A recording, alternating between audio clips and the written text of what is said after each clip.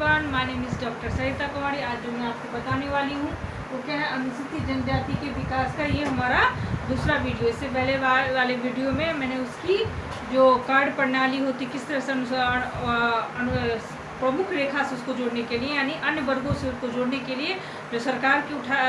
के द्वारा जो कदम उठाए गए उसकी चर्चा करी और किस किस कार्यक्रम के अंतर्गत उनका विकास हो सके, उनको बेहतर बना सके, उन्हें अन्य वर्गों से अन्य लोगों के साथ उन्हें मुख्य धारा में जोड़ सके। ठीक है, उसकी चर्चा किया गया था उस वीडियो में। इस वीडियो में मैं आपको बताऊंगी कि 7वीं पंचवर्ष योजना के अंतर्गत अनुसूचित जनजाति के विकास में कौन कौन से कदम उठाए गए तो उसकी चर्चा किया जाएगा और आपको इसके बारे में अनुसूचित जनजाति विकास में आपको विस्तृत जानकारी दी जाएगी। ठीक है, क्या कहा गया है कि राज्य सरकारें तथा केंद्र शासित क्षेत्रों यानी राज्य सरकार जो होती है और केंद्र शासित जो क्षेत्र होते हैं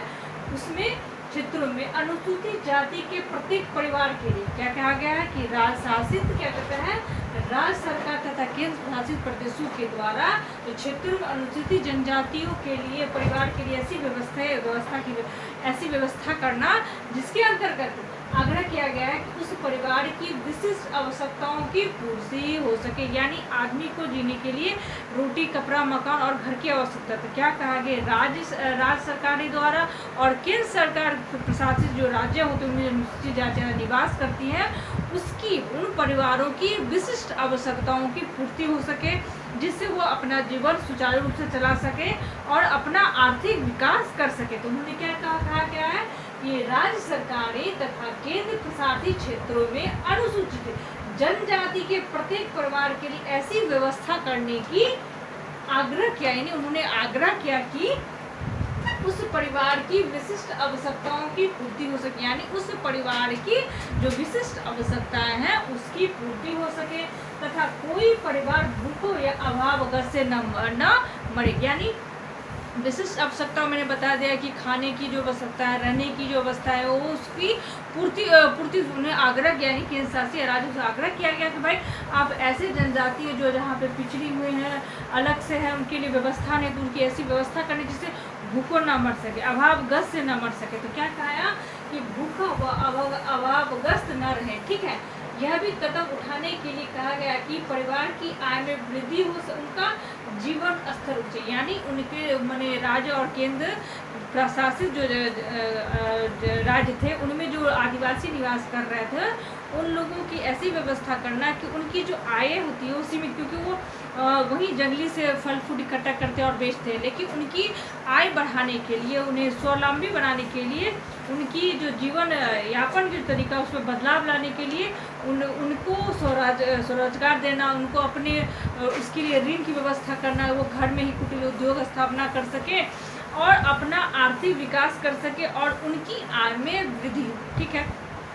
अब क्या है 7वीं पंचवर्षीय योजना में अनुसूचित जनजाति के विकास के लिए निम्नलिखित कदम उठाए गए। तो पहला कदम क्या है,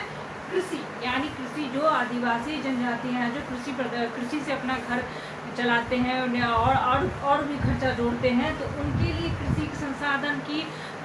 कम दामों में कम रियायती पर संसाधन उत्पन्न, उनके लिए बीजों की व्यवस्था करना, उन्नत बीजों की व्यवस्था करना, सिंचाई की व्यवस्था करना, उन कृषि जो जानकारियां हो तो उनको देना जिससे अपने जो व्यवसाय है कृषि व्यवसाय को उन्नत बना सके, बेहतर बना सके और उनकी जो उपज होती है और उत्पादन होता है उस डायरेक्ट केंद्र सरकार या राज्य सरकारें उनको खरीदे, उनकी उपज के उत्पादन को राज्य सरकार खरीदे, जिससे क्या हो इसमें बिचौलिया का जो लेना देना था, जो बिचौलिया कृषि जो लोग जनजाति उनसे ले लेते थे उनसे बचा जा सके। ठीक है, उसके बाद क्या है बागवानी के बारे में बताएं। फूल के द्वारा वो अपना आर्थिक उपार्जन कर सकते, अपने जीवन को बेहतर बना सकते। तो क्या उनको नए नए फूलों के बारे में जानकारी देना, उनकी बागवानी के बारे में बताना, कब बीज होते हैं उसकी टेक्निकली जितनी भी जानकारियाँ होती हैं उनको देना। उसके बाद क्या है पशुपालन। यानी अगर कोई जनजाति पालन करना चाहता है तो पशु में बेहतर जो क्वालिटी उसकी जानकारी देना, उनको किस तरह से रोगों से बचा सके, उनकी खाने की व्यवस्था करना और जितने भी तरह का पशुपालन संबंधी जानकारी है उन्हें सरकार के द्वारा मुहैया कराना। ठीक है, उसके बाद लघु उद्योग, सबसे प्रमुख यहाँ पे देखिए लघु उद्योग। राज्य सरकारें चाहे केंद्र शासित प्रदेश चाहते हैं कि वो जो जनजातियां हैं, अनुसूचित जनजातियां, वो मुख्य धारा से जो वो अपने आर्थिक जीवन को बेहतर बनाए। तो क्या करते हैं, लघु उद्योग जैसे पापड़ बना, अचार बनाना या जंगली फूड व्यवस्था से लेकर कुचेरी बनाना, ये सब जो चीज़ें होती है, जो लघु उद्योग होते हैं, छोटे छोटे उद्योग से वो क्या करें, अपने आर्थिक जीवन को बेहतर बना सकते, अपने पारिवारिक जीवन को बेहतर आय दे सकते और बेहतर जीवन बिता सकते हैं। छोटे छोटे लघु उद्योग को ऋण की व्यवस्था करना, उनके ऋण के बारे में जानकारी दे। हाँ, फलना बैंक या फलना जो कर्मचारी आपको बताएगा कि किस तरह से आप ऋण की व्यवस्था करें, कम दर में आपको ऋण प्राप्त होगा और जिससे आप छोटे छोटे उद्योग की स्थापना करके अपना अर्थ उपार्जन कर सकते हैं, परिवार की जीवन जीने की जो शैली उसको बेहतर बना सकते हैं। ठीक है,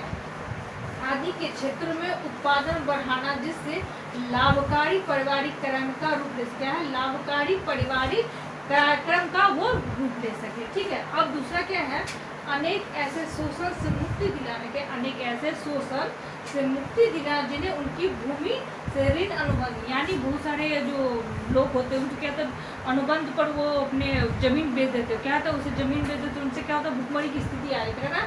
शराब आदि के कारण अलग, यानी शराब और ऋण के अभाव में उनसे जमीन छिन गया तो उससे क्या होगा, उनके जीवन की जो जीने की ढंग है वो कम हो जाएगी, वो अभावग्रस्त हो जाएगी, ऋणग्रस्त हो जाएंगे और भुखमरी के कगार पे आ जाएंगे। तो क्या ऐसे उनको ऐसे शोषण से मुक्ति दिलाना जिन्होंने जो उन्हें उनकी भूमि से ऋण अनुबंध, क्या भूमि से ऋण अनुबंध तथा शराब आदि के कारण अलग है, यानी भूमि से ऋण अनुबंध और शराब आदि के कारण जीवन जीने की शैली से अलग हो गया। ठीक है, तीसरा क्या है, शिक्षण प्रशिक्षण द्वारा मानव संसाधन का विकास। शिक्षण यानी आप उनको टेक्निकल जानकारी देंगे, टेक्निकल स्किल बढ़ाएंगे, जिससे क्या होगा, उनको एजुकेशन के बारे में शिक्षक जानकारी देंगे। और प्रशिक्षण यानी शिक्षण किसी भी चीज़ के, चाहे वो उद्योग संबंधी हो, एजुकेशन संबंधित हो,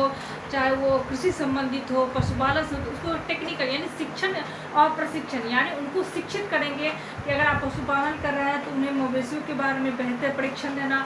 शिक्षण करना और उनको परीक्षित करना, जिससे वो अपने जो पशुपालन उद्योग चलाएंगे या कृषि उत्पादन का उद्योग करेंगे या आप मछली पालन का करेंगे या छोटे से लघु उद्योग करेंगे, तो उनको शिक्षण देना और प्रशिक्षित करना, उनको क्या ना उन्हें परीक्षण देना, तो जिससे उनसे वो रोजगार के बारे में बेहतर, यानी शिक्षा प्रशिक्षण के द्वारा उनको क्या ना बेहतर बना। उसके क्या, मानव संसाधन का विकास करना, यानी मानव संसाधन, मानव संसाधन मतलब हम जो आप जो हैं एक मानव संसाधन है, जिससे मान लीजिए कहा जाता है कि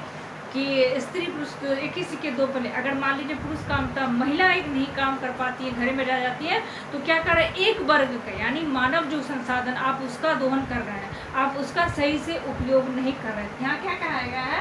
मानव संसाधन, यानी मानव संसाधन को परीक्षण देंगे, शिक्षण देंगे, वो परीक्षित हो जाएंगे, तो क्या उनके जो अनुसूचित जनजातियाँ के जो लोग हैं ऊपर शिक्षण और प्रशिक्षण के द्वारा क्या हो जाएगा, वो मानव संसाधन यानी अपने संसाधन के, यानी अपने हाथों के द्वारा जो काम करेंगे और सरकार का जो वृद्धि करेंगे, सरकार के विकास में बेहतर बनाएंगे, उनको अर्थ पाने साधन,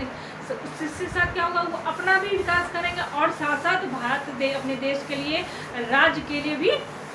कुछ नया चीज बनाएंगे, जिससे क्या होगा, क्या होगा, मानव संसाधन, जिससे मानव के जो संसाधन उसका वो सही से उपयोग हो पाएगा। उसके क्या लास्ट क्या आपका, अनुसूचित जनजाति महिलाओं, किसानों तथा निर्वासित जातियों का विकास। यहाँ क्या कहा गया, अनुसूचित जनजाति महिला, या अनुसूचित जनजातियाँ जो महिलाएं होती हैं, किसानों तथा निर्वासित जातियों का विकास करना तथा जनजातीय क्षेत्र में पर्यावरण स्तर को ऊपर उठाना। क्या जनजातीय क्षेत्र में पर्यावरण को स्तर को ऊपर उठाना, क्या कहा, अनुसूचित जनजाति की महिलाओं को बेहतर बनाना, उनके विकास के लिए भी कार्यक्रम, उनको भी कुटीर उद्योग का जानकारी देना, जिससे वो बेहतर बन सके, उनको सुरक्षा प्रदान करना, उसके लिए किसानों तथा निर्वासित जातियों का विकास करना, लास्ट में क्या है, जनजातीय क्षेत्र में पर्यावरण स्तर को ऊपर उठाना। ठीक है, आप समझ गए हो कि इसकी जो 7वीं पंचवर्षीय योजना के अंदर कौन कौन जो लक्ष्य निर्धारित किए उसकी चर्चा कर रही हूँ मैं। उसके बाद मैंने बताया था कि जिस मानव संसाधन का सही से विकास होगा। यानी अनुसूचित जनजाति का अगर आप सरकार से मुख्य धारा से नहीं जोड़िएगा तो क्या होगा, आप मानव संसाधन से दूर, यानी आप उसको रख रहे, उससे कोई उपयोग नहीं ले रहे, उस संसाधन से आप कोई उपयोग नहीं ले, जिससे आपका राज्य का विकास हो, क्षेत्र का विकास नहीं होगा, साथ में उनका भी विकास नहीं हो पाएगा। इस प्रकार अनुसूचित जनजातियों की तरह अनुसूचित जनजातियों का विकास के प्रयत्न भी सरकार द्वारा किए जा रहे हैं। क्या कहें, इस प्रकार अनुसूचित जनजातियों की तरह अनुसूचित जनजातियों के विकास के प्रयत्न भी सरकार द्वारा किए जा रहे हैं ताकि वहाँ भी समाज द्वारा की गई उन्नति और विकास की किरणें फैल सके और जनजातियाँ भी समाज के अन्य सदस्यों के समान स्तर पर आ सके। आपने इससे जाना कि सरकार के द्वारा साथी जो कार्यक्रम किए गए उनके विकास के लिए से क्या होगा कि उनका बेहतर जिंदगी होगा, वो अपने परिवार के लिए बेहतर कर पाएंगे और मानव संसाधन का सही से उपयोग हो पाएगा, जिससे उन क्षेत्र का, राज्य का और साथ साथ हमारे राष्ट्र का भी विकास हो सकेगा। इस वीडियो में इतना ही। आगे वाले वीडियो में किसी नए टॉपिक के बारे में चर्चा करूँगी। धन्यवाद।